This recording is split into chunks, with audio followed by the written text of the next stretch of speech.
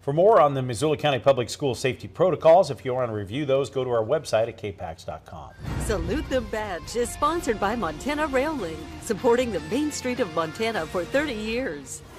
Officer Shay Hollis may not have a long career in the Missoula Police Department just yet, but her family history and connection to the community should give her a good chance at being a memorable figure in the force for years to come. MTN's Connor McCauley introduces us to Hollis and her friend Braden in this week's Salute the Badge. Shay Hollis may be a newcomer to the Missoula Police Department, but her whole life has revolved around law enforcement. My dad was an officer, and his dad was an officer, and his brother as well, and my sister's husband, my brother-in-law, he's an officer here as well. Shay and her family hail from Great Falls. That's where she attended high school and then attended college at the University of Providence, where she received her Master's of Science in Organizational Management. Hollis used her master's degree for social work, where she developed a love for helping children.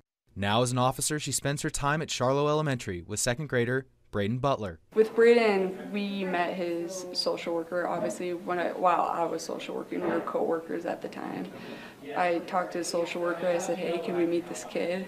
And ever since then, we've been just buds. We get to hang out once a week. We do outings together. It's a good time. Braden enjoys their time together too, especially spending time with animals. We went to the Humane Society, which I liked a lot, and we might sign up for being a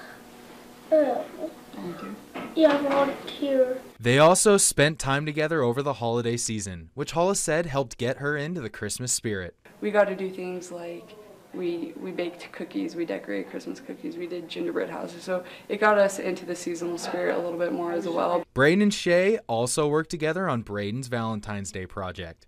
Oh, no, it's like it's a box, and I put